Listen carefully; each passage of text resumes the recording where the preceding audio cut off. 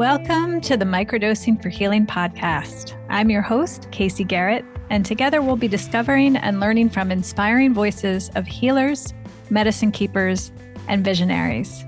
Every episode, we'll explore the world of health, vibrant wellness, and natural medicine for a new era of human society. Welcome to today's episode. All right. Hi, everybody. Thanks for being here. So I'm really excited today to share two of my favorite people in our shared space, Leti and Chi. They are coming to share time with us from beautiful Costa Rica, where they are now based. And I wanted to open by sharing a little story and background of my interaction with them. So when I was first coming out with my work and making my work very public for the first time, Chi at the time was very, very present and visible, I would say, in the space. And I was very inspired and empowered by seeing how prominently he held his voice in the space. Really kind of inspired me to step out and several other people to step out around that time. And as the space became more and more noisy and lots of money coming in and lots of attention and popular media, as humans do, we love to make lists of things. There's like hot 40 this and top 10 that. And so, of course, the psychedelics industry adopted that framework and contests and lists and things. And Chi, I remember, was on one of these like hot 40 lists in psychedelics. And, everyone else on the list saw this as, a career opportunity or a stepping off and a launch pad for their platform. And Chi's response to it was to disappear, like quite literally to disappear like a mushroom and go back underground. And it was really, I love that about him. And it just spoke to who they are as people. They really do, to me, align with the true nature of the mushroom, of the medicine path, where there's moments we need to be very visible and use our voice in a very thoughtful, intentional way. And then there's time for us to go underground and let nature hold court in her space. And so it made me, in that moment, Chi just made me admire you two even more deeply than I already did. And ever since then, they have just continued to weave this really beautiful network that might not always be visible, but they're two people I think are really true to the medicine path, who are in this not just for personal transformation, but social transformation in a wider, bigger way. And I'm just so grateful that you guys were willing to pop up above ground a little bit to be with us today and share more about you, your approach, what you see for the space, what you're seeing real time. You both do a lot behind the scenes. So I did want to take a second because so many people I talk with in the space are so grateful for all that you do and how you connect people and hold yourselves with such humility, yet contribute so much to the space and the shared connection. So thank you for being with me and all of us today.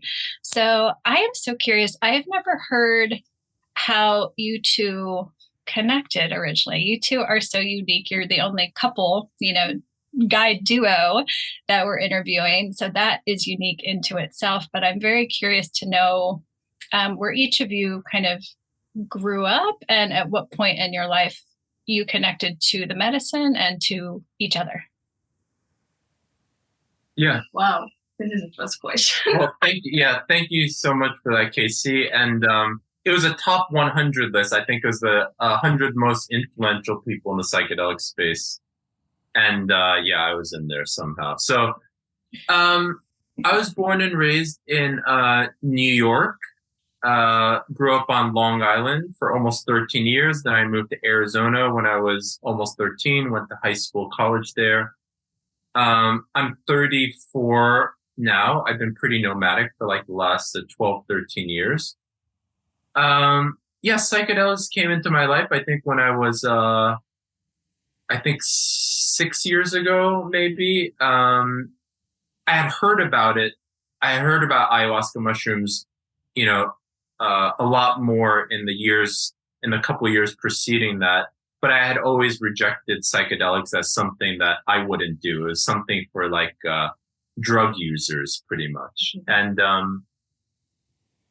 yeah, and then somehow I had the calling to try some LSD, and then a friend gave me some mushroom to try, and then my whole life really shifted from there. So that's the short story. And then Letty, you can maybe share a little bit about yours. So I was born in Paris, in France, and I lived in different countries. I lived a few years in Spain, in Italy, France, and I worked in a cosmetics company for 16 years. So I was in the corporate world for all this time. And yeah, I was already, practicing yoga and meditation for some time. And then I quit my job. I guess at some point there was like this little voice that was telling me like, I don't know if you really want to spend your time in this little box, going from meeting to meeting to meeting to meeting. But for some time I was like, no, I don't want to hear that. And then I guess the voice became like louder and louder and louder. And anyway, so I quit my job. I started to travel a little bit, to go to India to do my yoga teacher training. And I think I was still grieving from, those 16 years in the same company. It was like really super hard for me at first 6 months. It's like a little bit like losing you think that it's your identity. And so after India, I was like, okay, I want to keep traveling. And I went to Thailand, and it's where I met Chi, and it's where I had my first mushroom experience. So it was all connected somehow. So yeah, and then and then we somehow met up in Amsterdam, maybe a few months after, maybe 6 months after we had met in Thailand, 6 or 7 months. And then, yeah, had a couple of journeys. And for me, there was nothing left in my life to do besides, share this. It had really changed my perspective and really helped me come out of some very dark holes that I was in. Depression, low self-esteem, addiction. So yeah, and in Amsterdam, the magic truffles are legal. So we were able to just openly say what we do and just share it with people. Learned a lot of lessons in Amsterdam, made a lot of mistakes. We started off doing a lot of group retreats, just back to back to back. And yeah, let's say we learned a lot of lessons, and we were quite burnt out after the first year or so.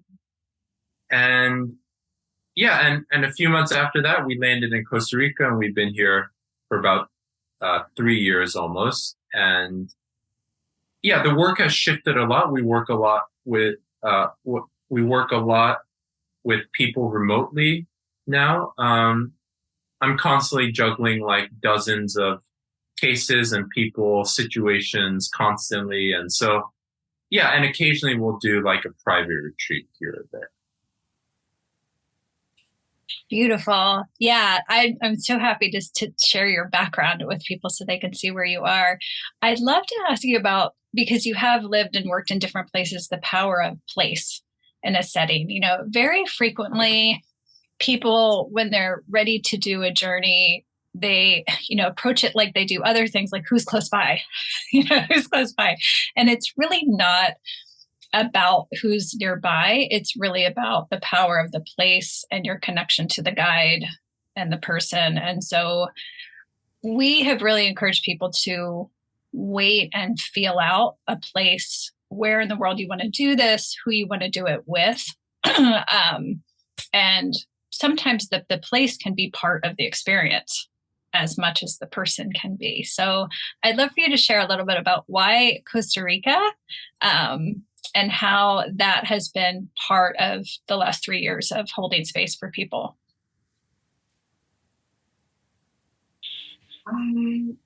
When I think about nature and setting, I mean, for me, nature is part of the setting, of course. And it's like here in Costa Rica, nature is a space holder, you know. You can really feel like nature is holding space for you.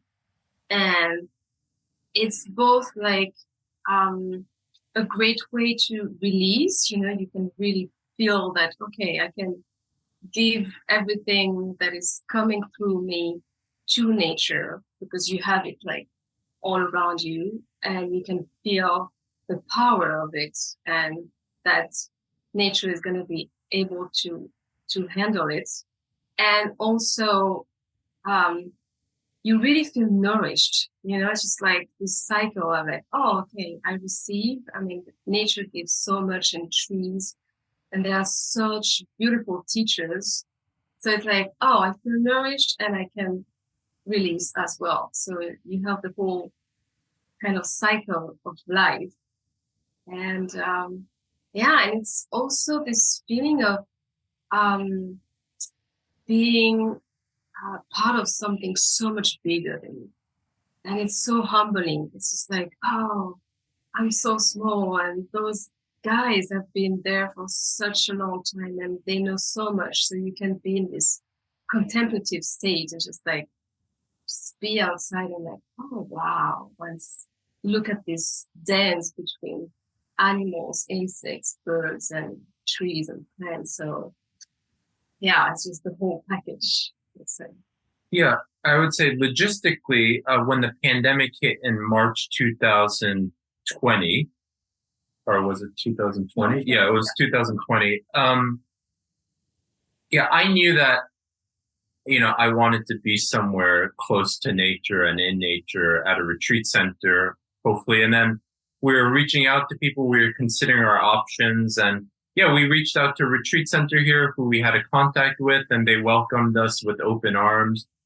So yeah, it was really great to just be in nature, and we live right next to a river. So there's really intense dreams for a few months. And we were also just resting a lot and sleeping. This was still while we were recovering from pretty major burnout, I'd say. Mm-hmm. So,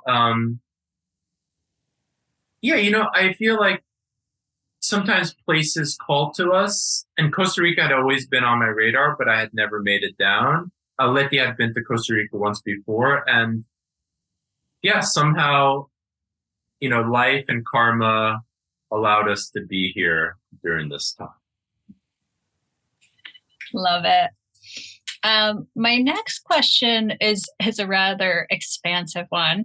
You know, so much of this work now in modern times is learning through experience. You know, it's not book learning. And the guides that I tend to resonate most with they might not have the certifications and the degrees, but they've sat in hundreds, if not thousands, of ceremonies and tend to live very close to the earth. So with that comes great learning. The more you hold space, the more you learn. So I know in our community, I've learned so much in the last 2 years that I could never have learned from a book. You know, I had to sit and accompany so many people. So now that you two have held ceremony for so many people over the last 3, 4, 5 years, what would you say your greatest lessons have been now that you have that experience behind you? A lot of infinite lessons, countless. Yeah, the mushrooms are really, they accelerate the learning. So especially, you know, when we're able to provide space for people, we get to live another person's life almost vicariously and see what kind of traumas and struggles they've been through. So yeah, and we receive a lot of inquiries each day. So it's this kind of getting to see how people suffer, what the causes of suffering are, you know. Yeah, I guess one of, I mean, a very important lesson for me is, I think with the mushrooms and after holding space for, you know, a lot of journeys, is to show up with not this, but this. Really, you know, sometimes we, you know, we can talk about techniques and what we should do and maybe use that and that and that. But the more I hold space and the more I feel like, okay, if I show up, of course it's important, you know, to be trauma informed. I mean, we can talk about that as well. But at the very core, it's just like, okay, how can I show up with all my heart and be this empty space, but at the same time full of love and kindness for this other being. You know, how I can be like just here and now just for this person. I need to, yeah, send love and kindness and be there, and not here, just like really, really here. And it's just so beautiful to see, you know, it's just so beautiful to see how all these people coming and feeling the calling to the mushrooms after all the struggles and all the traumas and everything. There is this really deep love that at some point say like, okay, just go to the mushrooms, and to be just present to hold that and to witness that, because what we do is like we witness the magic, you know, somehow between these teachers and the person. So Yeah, I mean, I could list so many things. I would say we can't fake out nature. So it doesn't matter what kind of human accomplishments we've had, or degrees or pieces of paper certifying us as XYZ. It's really when we get in touch with the mushrooms, we get to really see where we are, whether we're ready. And nature recognizes that as well. You know, so yeah, it's really about, like Leti said, it's about the heart and being willing to sit with ourselves first, right? This is the first thing, is we can't somehow solve all our suffering and problems by going to sit with others. You know, it's really this kind of, even when we do work with others, it's the constantly returning back to ourselves and how we're feeling, and just sitting with very difficult, complex emotions that arise all the time when we're doing this work. So yeah, it's this kind of opening our heart to ourselves and others that that's really you can say that is what the work is. So yeah, if our heart is not open, then no matter how many degrees we have, it doesn't matter, because we're not able to just sit with ourselves and the person in front of us.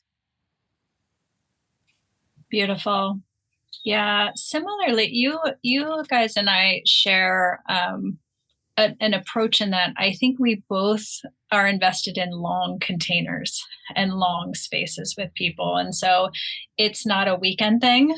It's a multi-month, multi-year relationship sometimes. And so starting people, you know, maybe with microdosing remotely and supporting them in that, and doing some personal work and sitting with oneself as part of the preparation process. So I'd love for you guys to share more logistically about your approach with people, your container that you hold.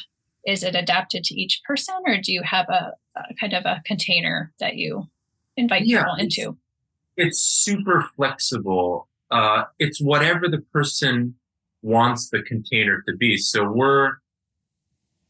we support people at every stage of the process, from the first timer to someone who is growing their own mushrooms, teaching people to grow their own mushrooms, building organizations in the space, guiding others, supporting others in integration preparation, building nonprofits, building communities. So,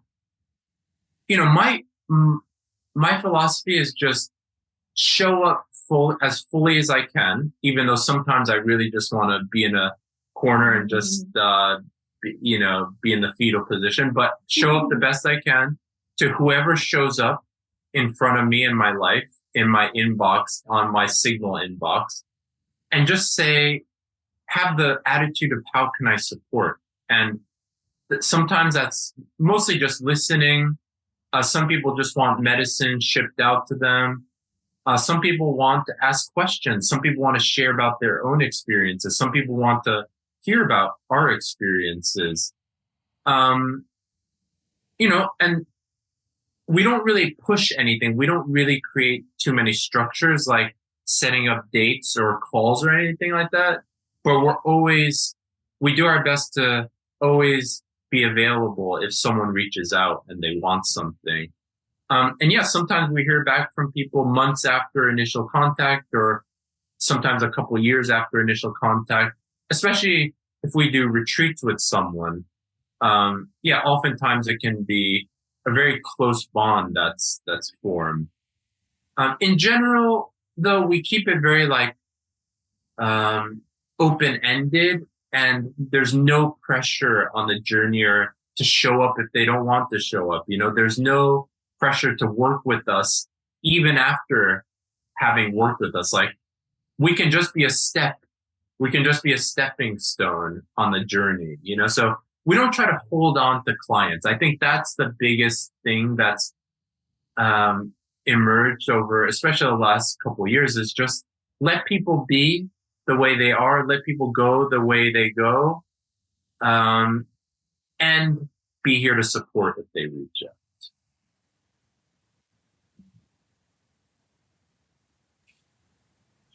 Beautiful. Thank you. I'd love for you guys to comment on guiding space together. It's so unique. And talking to other guides, it's kind of the dream. They would love to replicate themselves or have a partner in guideship. So a lot of people who are outside of the space don't really quite get how much devotion it takes to work in the journey space of guideship, because there's the time that you're spent holding the space. But in order to do that, you need to devote a lot of your non-working time to clearing the space, and preparing yourself so that you can be that channel and that blank slate for people. So I'd love for you guys to share a little bit more about how you share the role of guide. And from the time when you're interacting with clients, is it always together, and when you're holding space, is it always together, or do you kind of share those and shift in those roles? Are you talking about, it's very different if it's a retreat or if it's online support, Feel free to speak to both. Yeah. So when we do retreats, I usually, before the retreat, I'm more like the coordination, logistical person, let's say. And we usually have, several calls before the retreat, and those calls we are both present. And it's part of the preparation to make sure we get to know each other. The person of the couple have time with us both, and can just really ask all the questions that they need to ask. And it's a time to build the trust as well. So when they come to a retreat, we already kind of know each other. And during the retreat, during the journey, it's I don't know, it's like a dance kind of, we kind of know when it's, it's time to for me to say something or she to say something. I don't know. It's really not intellectual. You know, it's really like it comes from the heart. So um, maybe I have a little bit like more of the mother energy sometimes, you know, during the journey. Um, but it's really a question of trust between each other as well. You know, now we know when one needs to do or to go somewhere, and we trust that yeah, it's gonna flow, you know, naturally. So it's that's why it's so difficult to explain with words because most of the time we don't talk. We just, you know, it's just flow. Yeah. And it's also just our values, especially let's say in a retreat container, are the same exact thing. So we want the best for the other person. So that's really the guiding light. You know, we're just the servants of the love or the joy or the peace or the mushrooms. So it's like we have other leaders in the space that are not human, right? They're just like the heart space. They're like the invisible energy guides. Um, yeah, the state, you know, the mind can contain more than one body, right? So we're just part of this mushroom loving, generous, kind, compassionate mind. And I think that guides all of, I mean, let's say we're not perfect, but that guides as much as possible. We let that to guide our day to day. I would say because most of our work is remote, like I'd say I do maybe 95% plus of the client interactions or the journeyer interactions. You know, I hop on the initial consultations, but now Leti is taking a lot more of the preparation integration. So she does a little bit more in-depth work with people as well. And people love her little sessions. Um, yeah, I mean, this is sort of an aside, but as a general rule, we never charge for our time. So, it's all by donation in terms of, you know, there's getting medicine to people. That's one thing. But if you ever want to talk with either of us, there's never a charge to do so. So I think that helps us really flow because then we don't have to think about who's charging what and like dealing with little payments here and there. Um, yeah, I would say in terms of process, like because I work with a lot of people, I'm able let you sort of like my 24/7 therapist, whether she likes it or not, you know. So she allows me to dump like whatever I need to, whatever, you know, and this is, as you said, Casey, this is why the releasing is important after holding space is we need someone to talk to that will understand what we're going through watching all this trauma and all these people who are sometimes very depressed and anxious and traumatized in front of us with all their hopes and disappointments and expectations and desires and delusions as well, and their anger, all of that. So yeah, it's really this kind of, and you know, Letty handles a lot of the spreadsheets and the finances. Like she handles all of the money pretty much, after it comes in. So yeah, there needs to be an understanding of what each person is good at and just focusing on those skills and gifts. And yeah, obviously I'm very lucky. Like I wouldn't be able to do anything I do without someone like Letty. There's no way I would be able to deal with, you know, 20 new people a week just constantly without having someone to like be a child around and like whine around pretty much. I love it. Thank you. My next question I had is really, really up right now. I see it in our community really apparently right now where people get into relationship with the medicine. They start microdosing. They do some shadow work and personal development work. And even people who didn't think that they wanted to step into higher doses, they grow in their confidence and they grow in their relationship with the medicine illuminates things that they didn't fully see before, and they get curious, and they're guided to step into higher doses. And so some of them are not doing kind of high dose experiences, but doing what we're called threshold doses. And with that practice, they get more confident, and then they get more confident to move into altered states of consciousness. And so on one hand, there's a strong case for some people to have a guide, especially if it's your first experience, to have a trained guide and experienced facilitator. But for other people, they might be able to sit with friends or loved ones or even guide themselves. So given that you've worked with so many people, can you speak to that when you feel people are capable of holding space for themselves versus what kind of cases do you really recommend people work with someone supportive and trained? Well, as a general default, I give people credit for being able to microdose by themselves. I feel like actually it really comes down to resources, because not everybody has, they might have $200-300 to get some capsules or grow their own or get some dried mushrooms, but not everybody has 500, 1,000, 2,000, 5,000 to pay a guide to work with. So I feel like working with yourself as a journeyer is sort of forced for some people. Of course, there's the online communities and forums, and there's integration circles, but to have someone to work one-on-one with is really a privilege. So yeah, I would say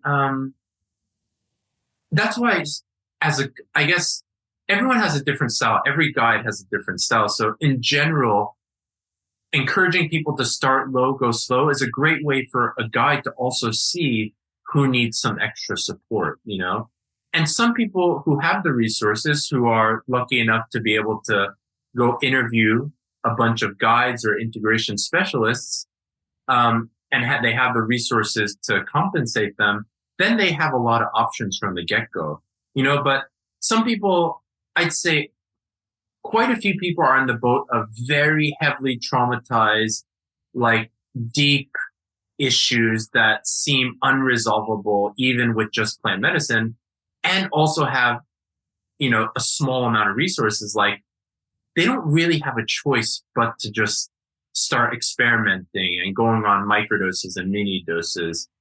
But beyond that, it's really encouraging people that they don't need to have paid relationships with people. It's friends, family, community members. This is how it was done for so many years, so many centuries in human history. So it's really this kind of building relationships with ourselves, with our emotions, and also at the same time building relationships with others.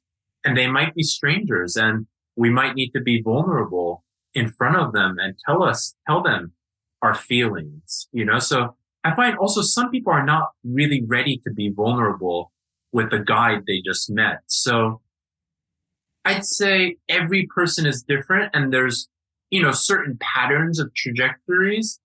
But I'd say as a default, most people can start with microdosing by themselves. And depending on what kind of results and what kind of issues and what kind of emotions arise from there, then they can, see if they need some extra support.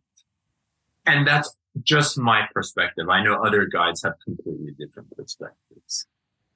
Yeah, I would say really, safety is where and with who you feel safe, and it might be with a guide that you just met. It might be with your family, or maybe not at all because of, context and trauma, but with who do you feel safe? And maybe you feel perfectly safe with yourself, and you can start with a big microdose. There is a full spectrum between microdosing and heroic journey. So it's like, yeah, going slow, experimenting. It's really about empowering yourself, How can I start my relationship with the mushrooms? And I don't have to take 5 grams in the dark and silence to have beautiful journeys and healing journeys. So there's like full spectrum of experience.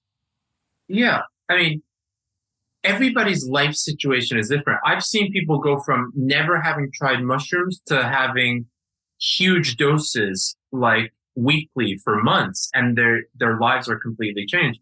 I've seen people have some experience in the past and they go on big journeys and they still feel like something is missing. I've seen people without that much family support that struggle even with microdosing, so like not everybody's ready to make a huge commitment. Before people start microdosing, they don't even know what they're getting into. So it's good to let the microdosing pop some bubbles of expectations. Start dealing with the disappointment. Even if you work with a guide, you're going to deal with disappointment. It's not like you're going to avoid some difficult emotions because you work with a guide. So, yeah, I would say everyone's different and it's really just a case by case basis. And also, there aren't that many guides who work at, first, there aren't enough guides for the number of people seeking, because also the guides get burnt out and they need support as well. So something like what you're building, Casey, like a community, online community, that's really the model we need to aim for more and more, because for every 100 people looking, there's maybe one guide who is, somewhat adequate in holding space, so yeah, I would say going for more community-based, group-based models where people can hold space for each other is really important. Thank you. Beautiful. My next question is around trauma and its role and having a background in trauma. I'm sure you and I share the belief that we need more trauma training just as a society, in early childhood to recognize this, because it's, that's foundational to everything. I have witnessed people who move into journeys way too fast, don't do any preparation, have done no personal work, and go straight to the high dose experience. And they're cracked open so completely and fully that they're not resourced to handle the awakening that they have had. For example, it's very, very common, people who have been very focused on their achievement, success, identity. Their life has been about power and status and money. And when they're completely cracked open, they see that what has been driving them all these years is shame or guilt or fear or lack. And it makes it very, very hard for them to move forward in their lives when they realize in one day, essentially, that this is what their lives were founded on. And I think in a positive sense, the hope and goal for medicine work is to uncover gently over time and come to this awareness so that you can heal it, integrate it, and still maintain your life as it is. But now it is fueled not by fear and shame and guilt, but by love and true interconnectedness and abundance. And so for me, that's why it's so important to create a long spaciousness and container so that people aren't opening this Pandora's box all at once. And increasingly, I see, especially in the last 6 months, I'm receiving people who went straight to the high dose journey with a guide with very little preparation, no integration. And now they're like, okay, I need to put my life back together again. My identity has completely been splintered. Where do I go from here? So I would love for you two to share, again, based on your experience working with people, all of that, like the role of personal development, of shadow work, of, like she said, being able to sit with yourself and really see yourself, how that's part and so important to the process. Yeah, I mean, I can talk for a long time about trauma. It's just so fascinating in a way.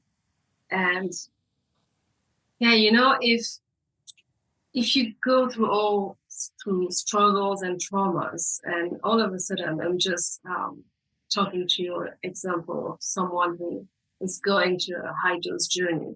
It's like maybe for years or for decades, your whole system is like trying to cope with the pain of the trauma.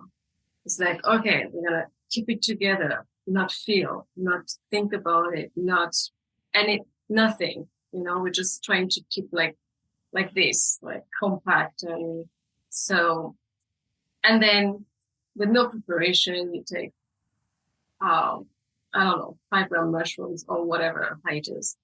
It's like your whole nervous system, your whole body, heart, mind is just like, what? So you get overwhelmed. And then of course it's just like, it's not like everything is exploding and then everything is coming back together like super nicely. And no, that's why it's so difficult if you go to this high dose journey without preparation, because it comes maybe sometimes after years and decades of trying to cope with the pain and to not think and to not feel about it. So with traumas, especially like deep traumas, I mean, big T, small T, sometimes it depends. For me, it can be a big T, and for Chi, it can be a small T. So that's why it's so important to start low and go slow. And for me, microdosing, it's beautiful in this way. It's like, okay, I'm going to start to shift a tiny little bit what is underneath. And with the help of the mushrooms, I'm going to go through that day. I'm going to go through these emotions that maybe I don't want to feel, and I'm going to sit with it. And then you build the resources.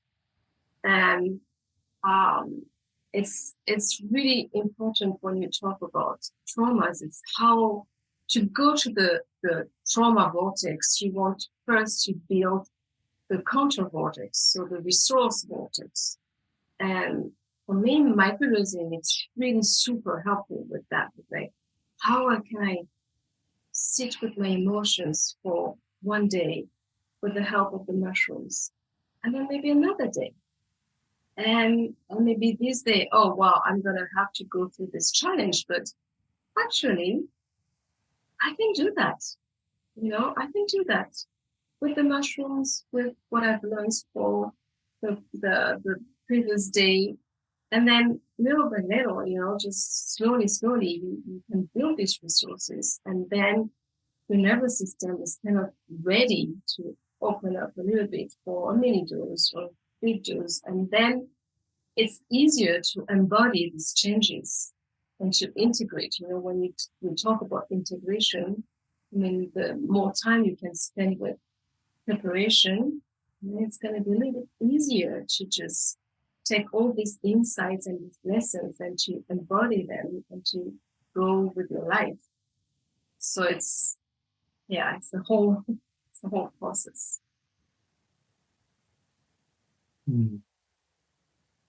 Yeah, I mean, there's so many ways to frame it. I can come up with so many examples of, everything we're talking about. I feel like part of it is our culture, this consumerism and the getting and the extracting and the research coming out saying this is the cure for depression, more or less, or anxiety. This is going to heal everything, more or less, right? And people get excited. Of course, they want to heal from decades of being depressed or anxious or low self-esteem or OCD. Of course, they want to process trauma. And also, in the research doesn't talk about this as a spiritual journey that's going to last the rest of your life. So I think we really need to reframe how we're looking at this process. Like, are we just trying to get something? Is it only about us and feeling better? Or is it about really sitting with the truth. And sometimes the truth is very uncomfortable. Sometimes the truth is we've been going the wrong way our whole lives and we have to make a 180. We have to first stop. It's like, we're speeding bullet train and we've been realizing we're headed off a cliff. So actually we have to stop and we have to find a turn around. So the faster we've been going down one way, the more time it's going to take to turn around. For example, like the achievement oriented, goal oriented, the entrepreneurs, the successful business people, the high status, well educated, like sometimes these individuals have the most difficult time because they've been successful by society standards, but actually the mushrooms and the other medicines have nothing to do with society and have nothing to do with society standards. Like that won't get you anywhere when we're sitting with the truth. Then, the sadness, the grief, the anger, the shame, the guilt. What is causing this drivenness to achieve certain things in the world? So I'll give you an example of, this is obviously an extreme, but someone reached out a few months ago. He got some medicine, a few capsules he was trying here and there, a chocolate bar here and there. Mostly the response was, I'm not feeling anything. I'm not feeling anything. Okay. So this person was in some kind of real estate field and, dealing with years of depression and obviously some kind of deeper emotions in the chat that I'm guessing shame and guilt around certain things. I connected him with a guide and this guide was working with him for maybe a month and a half. It seemed like great progress. He was microdosing. He was getting ready for this big journey. The guide went to their place to have a journey. And during the journey, they asked the guide to leave. And after the journey, they were trying to blame the guide for all these emotions they were feeling. And actually, they were saying, I could get you in trouble. And this is someone who had been microdosing, taking mini doses, like a couple of grams a few times over 2.5 months, which most people would consider a good time to prepare for a bigger dose. But the thing is, we never know what's underlying, like what kind of explosive anger, rage, what kind of overwhelming grief, what kind of debilitating shame is underneath the surface, beneath all the drive. So that's just one example of how some people, they haven't lived a spiritual life whatsoever. It's been totally materialistic, totally extractive, totally consumerist. You can't just expect this person to somehow be full of love and joy and want to change the world for better the next day. So I would say it requires years. Like just budget 5 years for this transformation. And then there won't be this expectation of, I microdosed for 2 days and I'm not feeling, and now I'm feeling frustrated. Well, life is frustrating. Life is mostly disappointing for a lot of people. So you got to be able to deal with some frustration and disappointment. I mean, the thing is, when we're going to die and we're on our deathbed, we're going to be, if we haven't worked through some disappointment, that's going to be a big shock. So this whole journey is preparing us for death. And if we've ignored death our whole life, then it's going to be a huge shock when we realize that the message of these medicines is mostly that you're going to die one day and you better wake up to that reality and actually do something worthwhile while you're on this earth, which is grow spiritually. Love it. Thank you both for that. Yes, yes. On the other side of the spectrum, I'm sure you guys too have seen, people who don't have a spiritual background, don't have a contemplative practice, have worked in corporate jobs and they begin working with medicines and they're cracked open, but in the most beautiful, expansive way. They have a spiritual awakening and they just want to share, they just want to share. It reminds me, I have a puppy, and one of my lessons I'm trying to teach my puppy right now is to wait, slow down, and read the room. Like he's very exuberant and he just wants to love all over everybody. But I'm trying to teach him to take a pause and take the pulse of where people are at. And so I see this too, where on one hand, it's beautiful and it's always super, super well intentioned. Is, you know, one day they're a venture capitalist and the next day they want to go live in an ashram. And then, you know, or they're quitting their job and they want to become an integration therapist and they're looking around for which training program to go. So I'd love for you guys to reflect on that.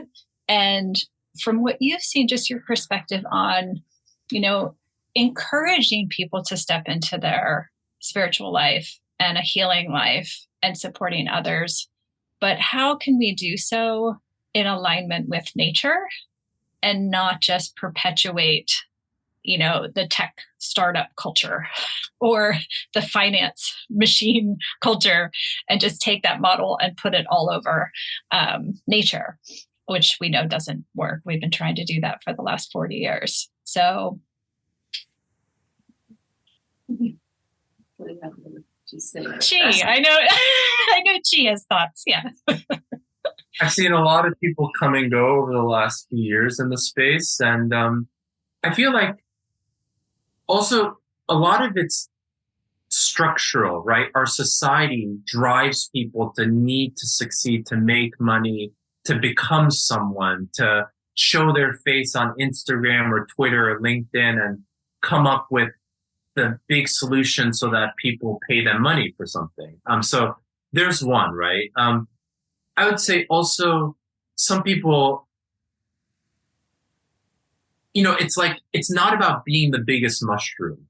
You know, it's about understanding that it's all about the network and building the deep roots. You know, sometimes I feel like things are going to happen and people are going to just be the way they are, no matter what anybody says. Like, they're on their trajectory, they have their karma, they have their momentum.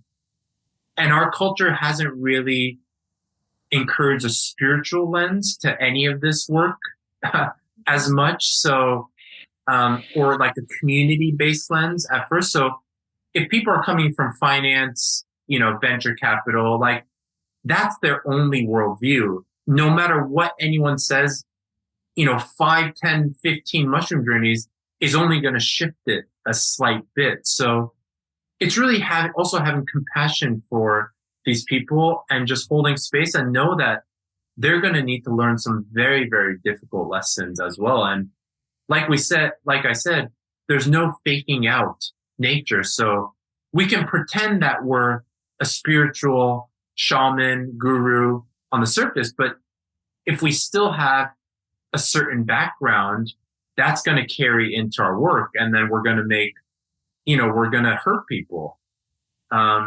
So yeah, I mean, when I moved into the space, I definitely had some unfinished karma, and I hurt some people with some words I said or some actions I took. So it's also just understanding that failure and mistakes are part of it. And this is why a long-term perspective, like, let's see where this person is at in 3 years, 5 years.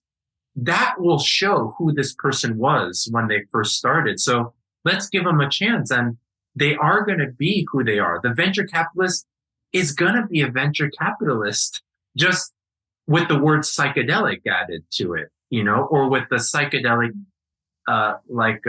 an image on their website or something like that. But doesn't really change the venture capital game that they still have to play, right? People still have to play their game in order to survive. So, yeah, anyway, I could say a lot more, but I think. No, I don't know. Sometimes, you know, I think like, who am I to say anything? You know, I don't have the big picture. I mean, if this person needs to share or wants to learn, or we are here, you know, but we can't force the person to listen and to, you know, follow or to do whatever we're gonna say. So, you know, we have like, it's yeah, it's Yeah. Can I say something? yes. Yeah, I would say, encouraging these people somehow to develop a mindset to support what's already existing instead of becoming something bigger or better. This is really the key because it's not about them becoming or creating or building anything, but that's the only perspective they come from. So it's okay as well. We just plant little seeds. And to also know that the mushrooms and the plants, they are extremely intelligent. So if these people want to spend all their money and energy trying to build a mushroom and become a mushroom and to share with people, no matter what their intentions are, okay. So let that be a lesson and let the mushrooms utilize their energy, whatever it is, to share.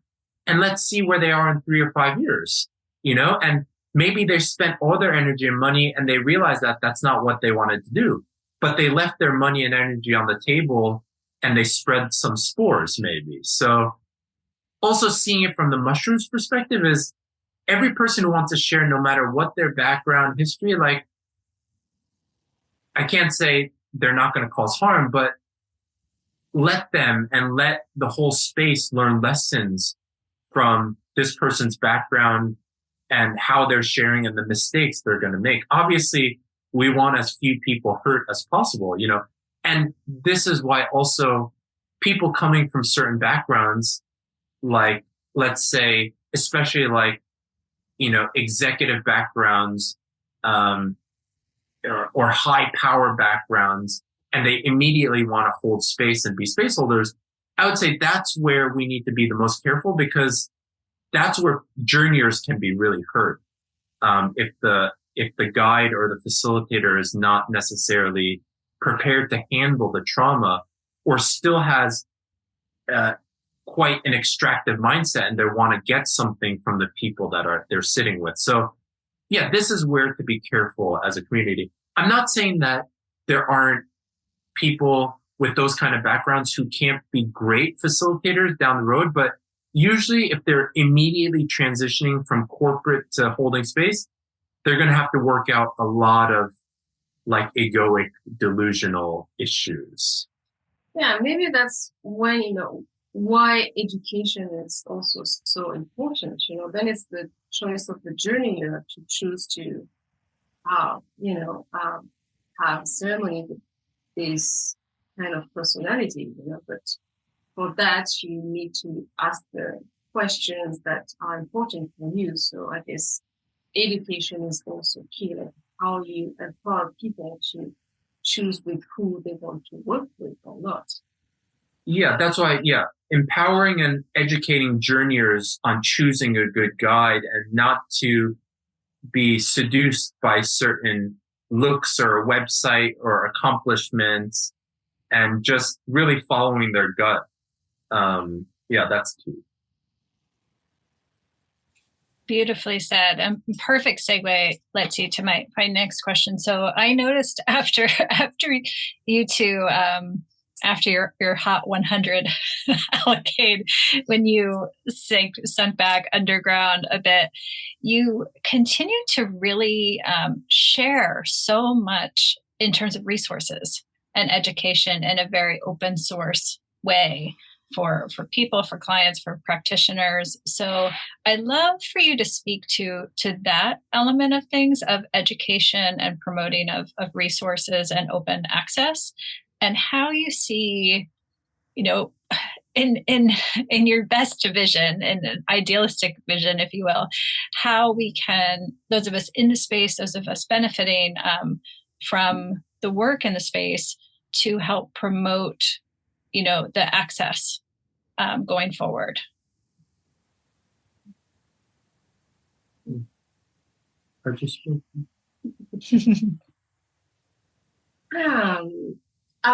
first thing that comes in mind is to have more content in different languages. Yeah. There's a lot of websites and content in English, and it's beautiful. But I would say for me, it's part of reciprocity as well, to just give back and to make sure like not only English speaking people can have access to the medicine, and we have also a lot of education and a lot of content in other languages.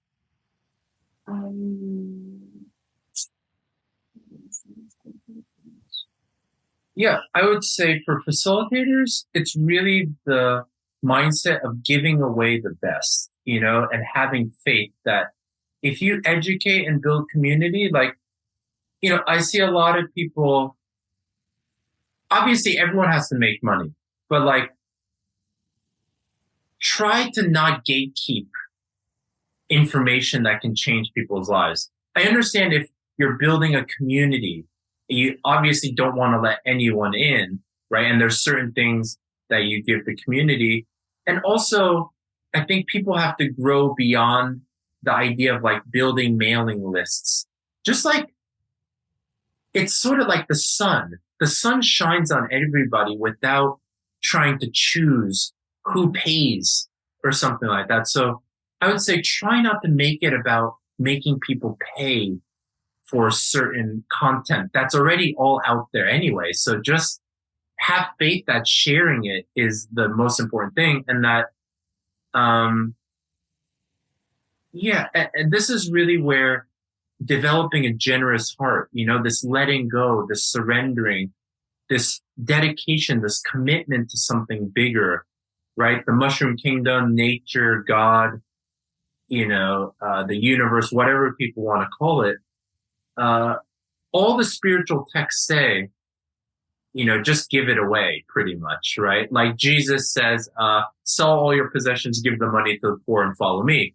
Not to say that all of us are willing or capable to do this, but at least we can give some things away to the poor, in most Buddhist texts, in a lot of Buddhist texts, especially if it's printed by a monastery, they say, this document is not to be sold, right? It's not to be made for business. So it's also incorporating some of the highest spiritual teachings in the psychedelic world. Is just, what happens if we just give the knowledge away for free?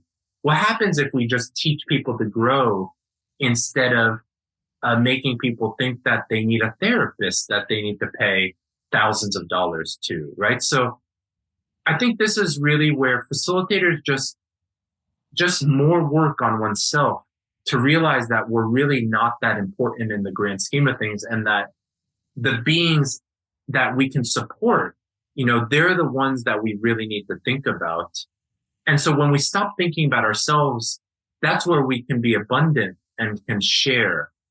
Again, I want to emphasize that everyone in the psychedelic space, I want them to make, the people doing things with ethics, I want them to be successful and make plenty of money. Also, I think this connects because facilitators need to find a way to make money in an honest, ethical way. Then there won't be question about sharing resources. Then that's the most obvious thing, is to share when you're abundant. So yeah, I know that's sort of a loop, but that's what I would say about that. Love you guys so much.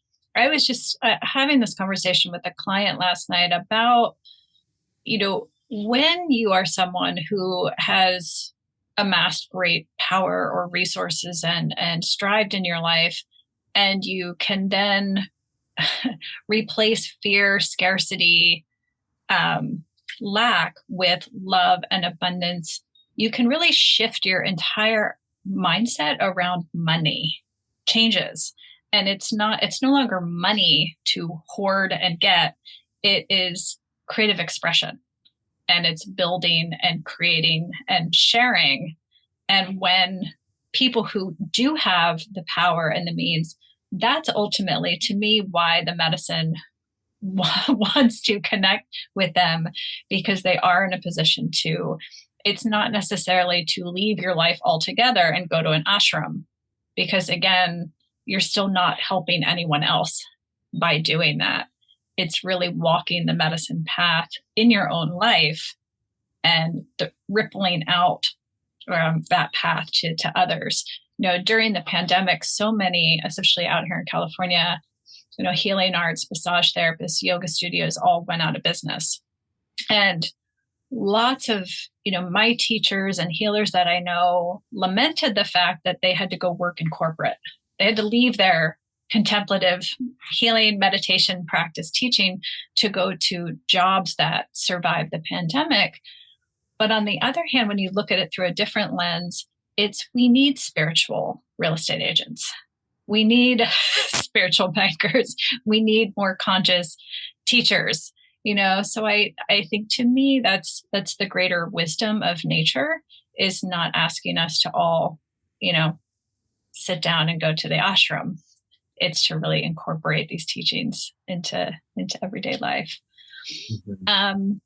I love my final question for you guys is, everything has been changing so quickly, as you've known, over the last 2 years, and that is going to continue over the next couple of years.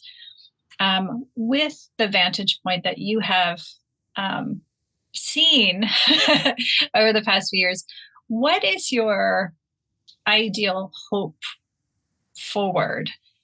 We have many people in our community who, in their practice, become very protective of nature, very protective of the medicines, want to hold them in a way that's reverential and support them and support nature and this movement in a way that's respectful. So I would love to hear your vision for what is possible, how you would ultimately love to see medicines be incorporated into society for our betterment.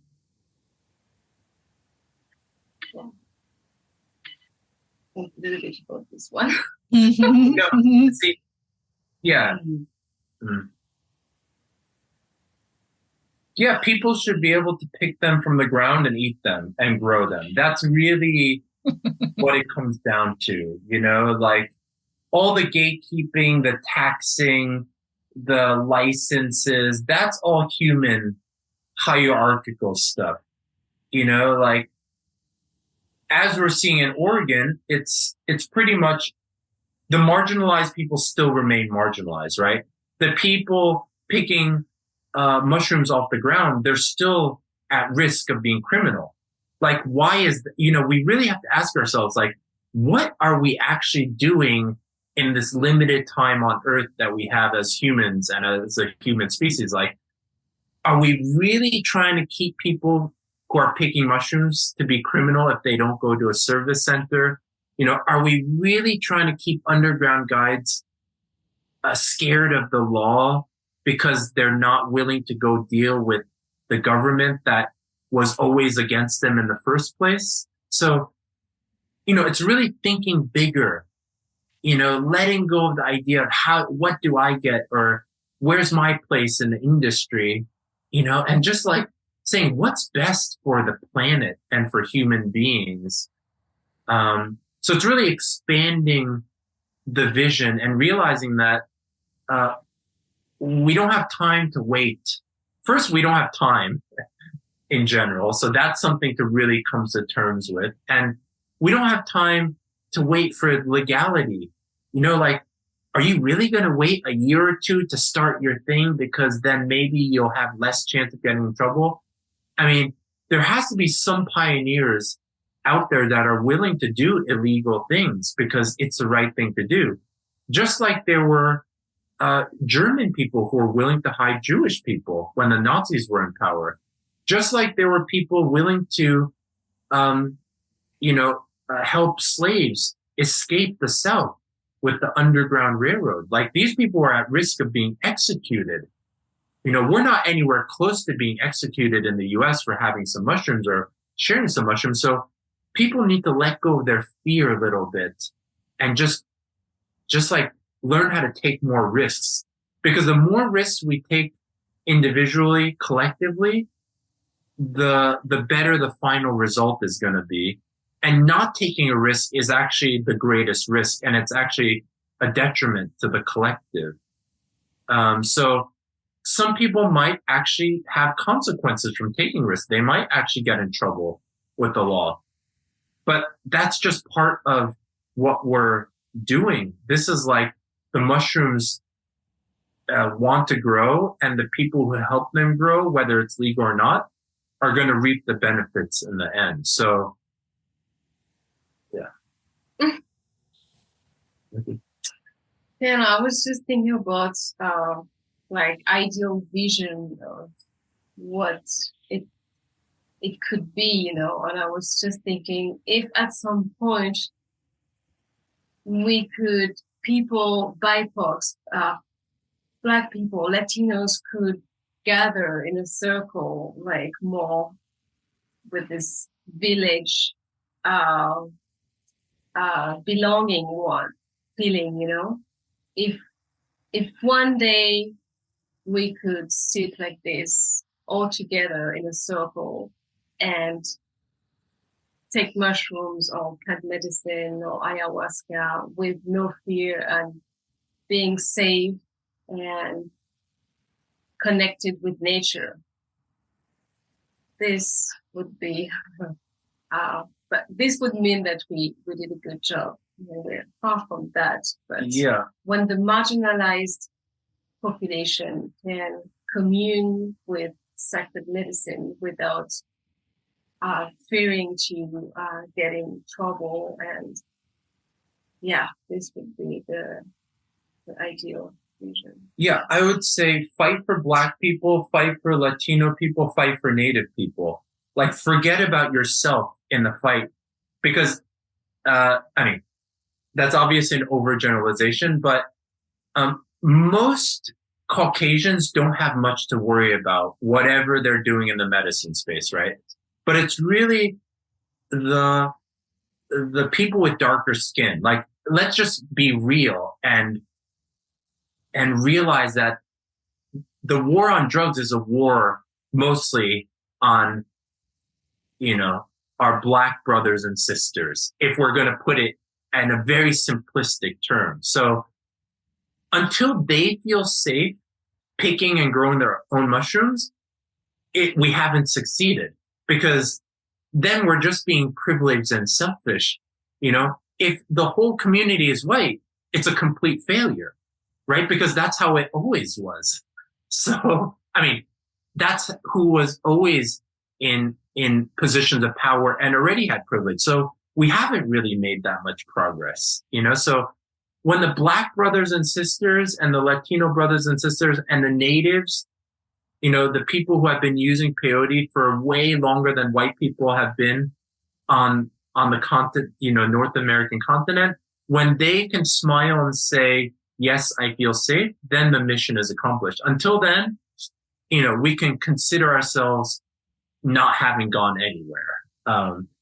Obviously, that's really extreme way of looking at it, but sometimes we need extreme views to realize what's at stake and to really give voice to people who don't get talked about, who aren't in positions of power, who are just used as tokens in the system to give more privilege to the people who already have money and power and privilege. So yeah, like, let's get real about the situation we're in as a nation and as a species.